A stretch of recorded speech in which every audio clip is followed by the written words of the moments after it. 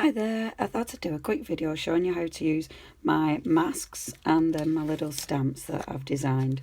These are to create a bit of a wow factor, I hope, and using the white space. Sorry, I've got a croaky voice. Okay, we're going to start. I've popped the stencil down onto a little bit of white cardstock. I've used an adhesive. It is a repositionable adhesive, so the stencil will lift off nice and easy. Now I'm going to use a distress ink. First of all, I'm using Spice Marmalade, and this will just go over the stencil.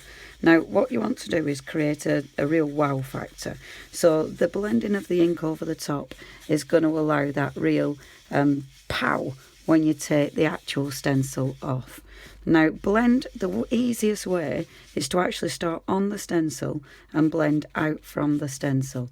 This will hopefully give you a really nice gentle-ish blend. My blending is rubbish today. I'm not sure what that's about. But anyway, just going round. It's not too bad. I'm not going to worry about that too much. In fact, if I just scoot round the edges like this and hopefully soften that ridiculously bad blending a little bit. There you go. So working around the stencil. So I've gone on with my orange first of all.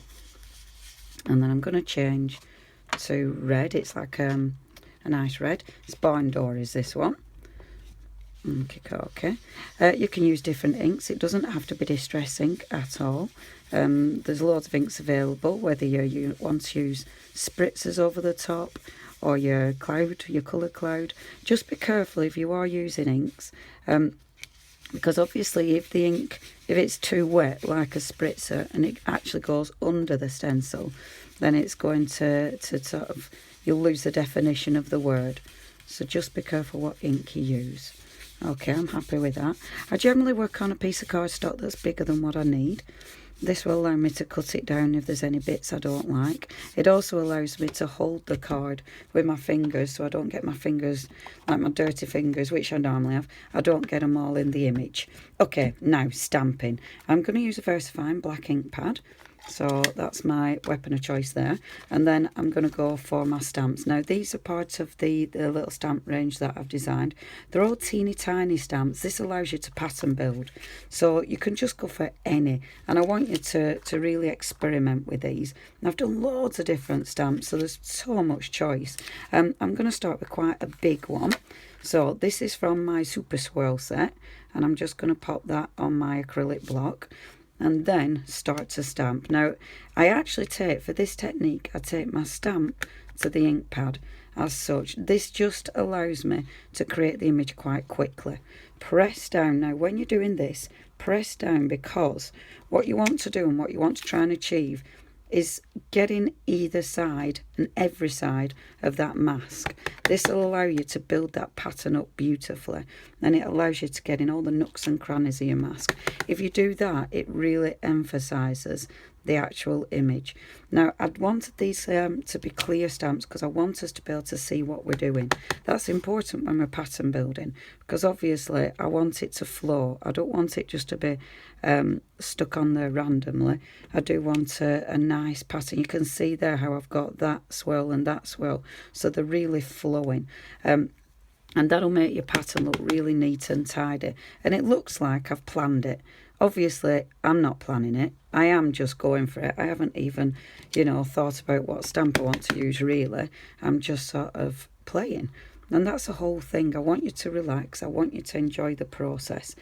And there we go. So as you can see, don't worry about any stamp bits that aren't 100%. That's not a big deal. We can go over later and actually fill in gaps, because I've got some brilliant little stamps that are perfect for filling in.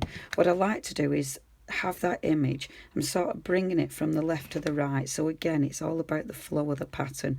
Twist your stamp and that'll give you a different look every single time. And you can see there how that pattern now is just flowing down the word. There we go. Where should we pop that one? We'll have that one going in, just sitting there.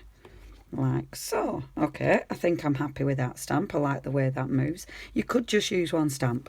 You don't have to like use tons of stamps. That's not important. It'll look good even if you just use one. But obviously I've got all these stamps to choose from, so I'm going to go for it. Now, one thing that I do constantly is stick my fingers in my ink pad. So if you can use an acrylic block that allows you to pop the stamp at the top, so you don't need to put your fingers in the ink pad, because what I do, I stick my fingers in the ink pad and then transfer it directly onto my paper. Drives me mad. I do it all the time. You can see I've done it there. Not a problem though, we will be able to cover it up. Now the little flower stamp, I'm going to start to build this one up. I think the flower and the swirl works really well together, so I'm just going to start filling in some of the gaps. Again, try and hit the inside of the stencil.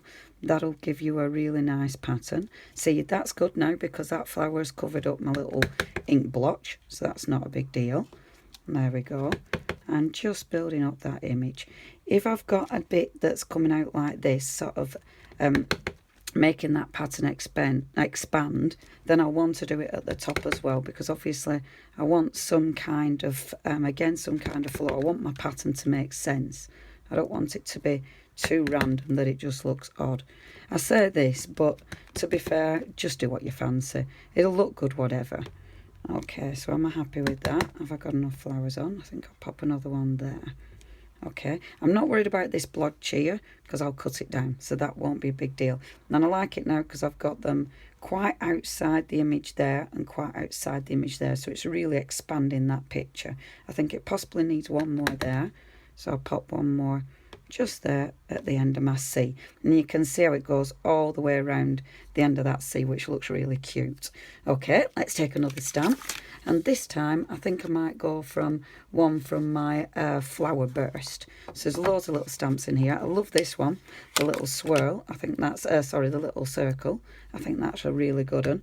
This is good for filling in. So now, to emphasise that image even more, to emphasise the words, if you make sure you've actually got a stamp on either side of your stencil, so around the whole stencil, that really helps make that image pop. I'm just gonna, I don't want to overfill this one. I quite like it being quite open with those images, so I'm not going to go too mad with it, but just add in a few of those circles. I love it because every time it's going to be absolutely different. You'll never ever need to do two images twice. There's that many stamps available that it looks utterly unique every time you do it. I love it because it allows you to make a mess but then cover it back up again. You know, again, if there's any ink splodges, we just overstamp. That isn't a problem. It looks like it's part of it. Then you can see now what I'm doing. I'm only hitting the side of the actual stencil. And you can do that with this one. So say I wanted to just stamp inside the A and not at the other side. Allow it to hover over. See, it's touching the right hand side of the A.